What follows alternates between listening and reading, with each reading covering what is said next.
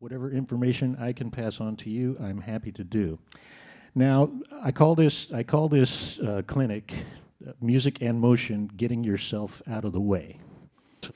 Because getting ourselves out of the way, that's hard, isn't it? That's a hard thing to do. Always thinking, what am I doing? What can I do better? What's going on? You know, is so-and-so, what does so-and-so think? You know, what do they think of me? Am I better than so-and-so? No? God. Oh, man, I suck. You know, all that stuff. You know, all that stuff goes on. And so the best way I know to get out of it is to take all the attention and put it to the tips of my fingers. Simple as that. What are my fingers doing? What does it feel like? What does it feel like to go from an A to a G? Or a G to an A. I'm moving the fourth finger on my left hand about a half an inch up and down, and that's it. That's all it takes to go from a G to an A. Interesting. We think it's G, A, right? A, G, right? So what happens is all that stuff, we start to think that, you know, that A equals that, or G equals that. So that's all fine, and sometimes you can get into a groove where you can play the same thing every time, but then after a while, if you can't repeat that weird thing that you do with your body every single time, it's not going to come out right. So I prefer to take all the unnecessary motion out of my playing when I can. My teacher, I'll give you a little background on my teacher. I studied with the same guy for over 20 years, you know, and I went almost every week. And about the last 3 or 4 years, I couldn't afford it. I was broke, and he said, "Come anyway." So I just kept coming. And he was a L.A. studio professional guy. His name was Phil Sobel, and he played on the NBC staff orchestra in the day when they had such things, you know, as network staff orchestras. You know, they played everything that came in, everything. They were in the studio constantly. You know, he played, you know, on the Nat King Cole show next to Stan Getz, you know, stuff like that, you know. And he wasn't a great jazz player. I never talked about jazz with him ever at all. It was always about how do you play the saxophone, you know? How do you make music work? How do you make music happen, okay? He studied with a man named Henry Lindemann, who was a kind of a master saxophone teacher back in the 30s and 40s in New York. So Henry Lindemann, Lindeman, if you want to check that out, he was a saxophone teacher back in the 30s and 40s, like I said. And to give you an idea of how amazing he was, Charlie Parker studied with him for over a year. You know, so if Charlie Parker studied with somebody for over a year, you know, you got to think that guy had something going on. He discovered a long time ago. Well, he developed his method by studying the violin playing of master violinist Jascha Heifetz, 20th century master, pretty much undisputed heavyweight champion of the violin. You know, some people might argue, but not too many. He was trying to figure out why Heifetz would kind of stand there like a machine and just move only as much as necessary, and more sound was coming out of him than people that were going all over the place and moving up and down. And he was trying to figure out, why is that, you know? Why is so much more sound coming out of this guy? Well, he realized that Heifetz said a couple of things that were pretty profound in their simplicity. He said, "I don't hold anything. I go to the note, I play it, I get off it, I go to the next note, and I play that one." Sounds pretty obvious, right? Nobody does that. Everybody's testing. Right? You hear violin players all the time. Play an A for me. You know? Heifetz is da, right? Go to the note, play it. Get off it, go to the next one. So What does that mean to him? Well, what it means is he's always ready to play, right? It doesn't mean like leave the note before you're supposed to. It means get your mind off it, get ready to play the next one, right?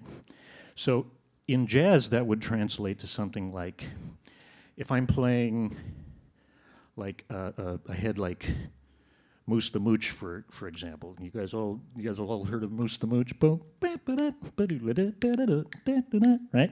So if I play it like bum right?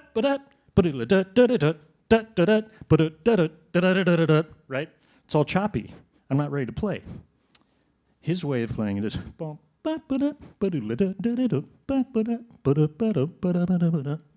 right? They're slightly ahead, always waiting to play the next thing. So if you play, it's amazing how many people, when they're reading, they play a half note at a slow tempo, and they come in the wrong place on the next entrance. It's like, D, what am I doing? What the hell do I do? Oh, da, right? That's kind of the thought process that goes on. Well, Heifetz says, da, get off it, get ready, get over there, da. You know what I mean? He's ready. He's ready to play it. He's not, da, looking at that. Where's the next note? Oh, da, there it is. It's over there, right? You have a lot of times, if you have a quarter note, 2 quarter rests, and another quarter note, you have time to get probably into the next room and play the piano in there, right? If I go, da, 3, 4, right? I had that much time. But people are looking, sometimes people are looking at the notes. They're looking at the note. Phil always said, if you're on the note you're playing, you're wrong, okay? If you're on the note you're playing, you're wrong. What the hell does that mean? You know, that's what I that's what I used to say to him. Well, what I finally figured out is, if you're still looking at the note that you're playing, you can't be ready to play the next note. You just can't, you know? So it's not just reading, though. It's when you're playing jazz. Also, if I go, you know, oh, say I'm playing like a ballad or something.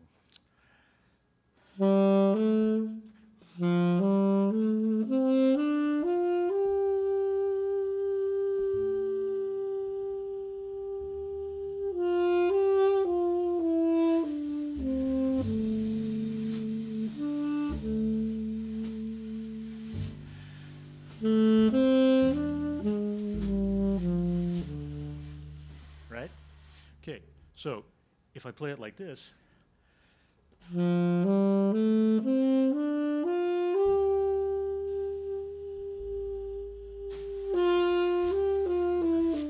right? It's like, what happened? You know, if you do it right, you don't need an external time source. It just happens, right? That's how it should be. You should always feel like you have a rhythm section, you have a band playing with you, if you want to be that way, if you don't want to be rubato, if you want to have time, you know, you should always be able to feel that way. They should always feel like, oh, I can just jump right in wherever. You know, it should never be like, where's he at, right? So motion, the motion part is, music is always in motion, always. You can't stop it. You know, you can stop yourself. You can't stop the music. You know, music does not have a pause button. Live music doesn't. It keeps going. So, rather than stopping and starting all the time, which is a lot of times what we're doing, we're stopping and starting. We're always in recovery mode. We're trying to slightly slow down, trying to slightly speed up, slightly slow down, slightly speed up, instead of just saying, okay, let's stay in motion and just feel where the next entrance is supposed to be, and have faith that you'll be able to do that. It's tough. It's tough. What's tough is not doing it. What's tough is actually having the faith that these things are true. You know, it took me a while. It took me a while to get it going. When you're playing with another person, the thing to remember is if you want to play in perfect unison with somebody, you cannot follow them. It doesn't work. Does that make sense? Okay? If you're following somebody, by definition, you're behind. Right? You can't play in unison with somebody by following. Flora Purim taught me this. I played with Flora Purim for 20 years. Amazing vocalist, and created some amazing magic. And she had just this beautiful tone and wonderful phrasing. But she told me once, we used to play a lot of unisons together, and she told me once, stop trying to play in tune with me. Stop trying to adjust and match. Just play. You play, I sing. If we do it right, it'll work. And I learned that. And that's the way it has to be. You play, I play, it goes together. If you don't both do exactly the same thing, it won't be exactly together. A lot of people get comfortable being slightly off. They want to hear those beats. Like they'll land in tune, and then they'll move a little bit because they're not comfortable not hearing themselves, So, that's the other thing. You just got to get comfortable being in tune with people. And so this all goes together with the concept of motion, staying in the moment, keeping focus on the fingers. That's what it does. When I take attention from my mind and I put it on my fingers, all the other stuff tends to go away. What does that feel like? What does that feel like? What does that feel like? If I keep saying, what does that feel like? Then I get a rhythm going, I get a groove going, and it's all about how it feels. When something feels good, you want to keep doing it. You want to keep doing it more and more because it feels good.